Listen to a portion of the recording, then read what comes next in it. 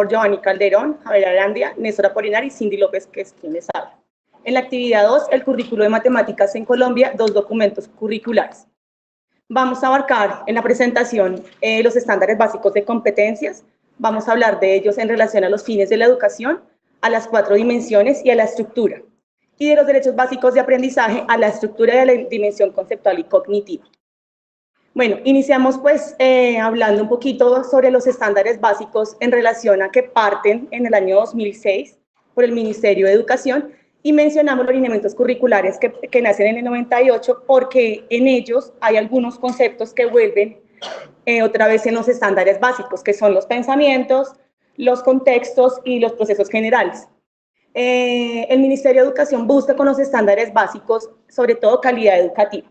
Entonces, como que hubo ciertas críticas en relación a la eficiencia del aprendizaje de las matemáticas en cierto momento, entonces se requerían unos referentes comunes. Entonces, se pretende que no solamente haya escolaridad, sino que sea una escolaridad para todos de buena calidad, porque se estaba presentando que unos aprendían ciertas cosas, otras cosas muy distintas, y al final, pues, el resultado no era muy bueno.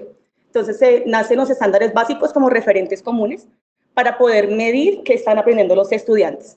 Son parámetros para establecer el saber y saber qué hacer con eso en los estudiantes. Entonces, y sirven para una planeación curricular, que digamos que es lo que es más importante para nosotros, para la elaboración de textos y materiales y para evaluativas.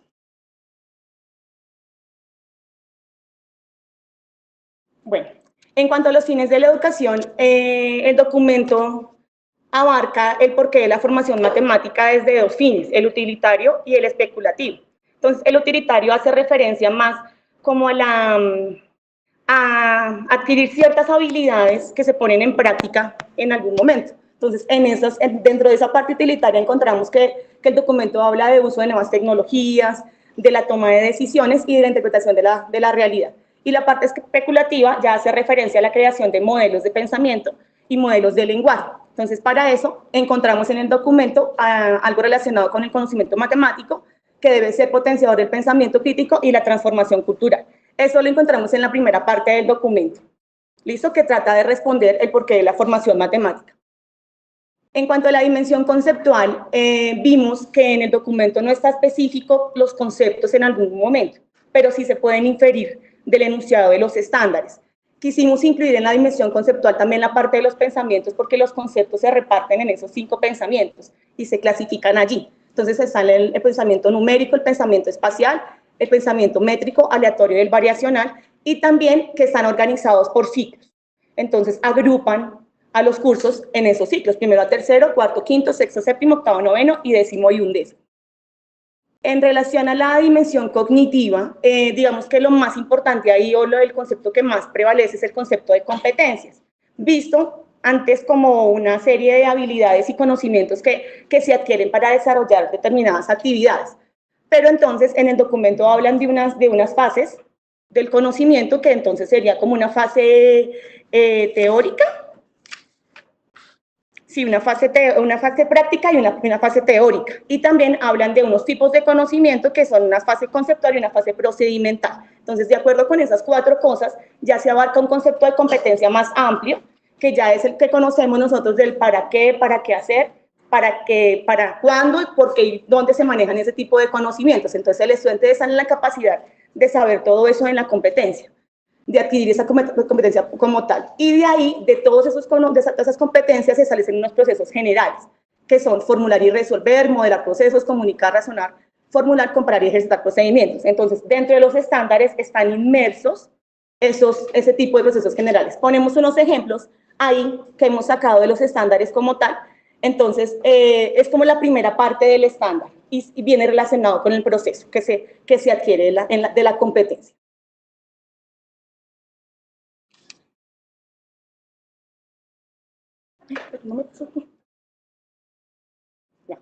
En cuanto a la dimensión formativa, esta no se aborda con suficiencia, porque hay autonomía curricular.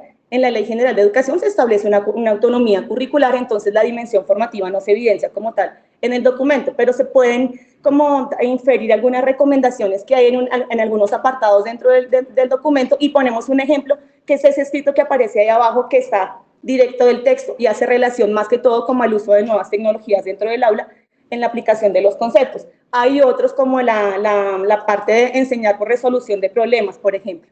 Pero entonces el profesor debe ser como muy audaz para poder sacar o extraer esas propuestas, esas recomendaciones para poder crear sus metodologías, pero como tal no está específica. Tenemos también la dimensión social, tampoco se aborda con suficiencia, pero de ahí hay un apartado específico que se llama refinar los procesos de evaluación. En ese apartado hablan de la formación, de la evaluación formativa, y la evaluación formativa vista por el Ministerio de Educación en otro documento que aparece en 2017 en el DIAE, se habla más que todo de una evaluación formativa que va en dos vías. En la primera vía, que sería que el estudiante sepa qué está aprendiendo y cómo lo está aprendiendo y cuándo lo está aprendiendo, y que el profesor haga reflexión en cuanto a lo que está enseñando y cómo lo está enseñando. Entonces, ahí también aparecen ciertos apuntes que ayudarían a mirar de alguna manera de qué manera se puede evaluar. Aparte de eso, en los mismos estándares, pues en el cumplimiento de ellos mismos, también se pueden establecer algunos criterios para poder hacer evaluación. En cuanto a la estructura del estándar como tal, entonces ya teniendo en cuenta de lo que hemos hablado, vemos que está repartido en tres partes. En un proceso que ya hace parte entonces de la dimensión cognitiva, tenemos el concepto, que es la dimensión conceptual, y tenemos el contexto, que es en donde él va a aplicar ese estándar. Habla de una coherencia vertical que se ve entre ciclos, entre grados, y es que los conceptos se repiten, solamente que grado a grado pues es un proceso distinto y un nivel de complejidad distinto, y una coherencia horizontal que va en cuanto a pensamientos. Entonces, que ciertos conceptos que son numéricos se pueden aplicar en el pensamiento métrico, en el pensamiento variacional y en el resto de los pensamientos. Entonces, de eso trataría la coherencia horizontal. Ahí tenemos unos ejemplos específicos, por ejemplo, el de potenciación. En cuarto y quinto es identificar, y en sexto y séptimo es resolver y formular. Y eso se aplica en la parte de métrica, puede ser en el cálculo de algunas áreas. En cuanto a los derechos básicos de aprendizaje, entonces se habla de aprendizajes como aprendizajes estructurales, que son una serie de habilidades y conocimientos que sirven como para establecer los procesos para adquirir nuevos aprendizajes. Ellos se distinguen en tres partes, se dividen en tres partes, en un enunciado, que es el aprendizaje estructurante como tal, en las evidencias, que harían parte de la dimensión cognitiva. Entonces, las evidencias dicen o dan pie para saber si se está aprendiendo el aprendizaje estructurante como tal. El enunciado pues haría parte de la dimensión conceptual, y el ejemplo que complementa la evidencia. Y bueno, ahí sería como el resumen de lo que les acabo de decir. Ellos están enumerados, pero esa enumeración no implica que haya una secuencia de los conceptos, sino que se pueden pues elegir, y el profesor puede establecer sus propios ejemplos para poder definirlos y para poder representarlos. Cabe resaltar pues que el derecho de aprendizaje complementa el estándar, entonces vienen todos como muy relacionados. Y eso sería todo. Muchas gracias.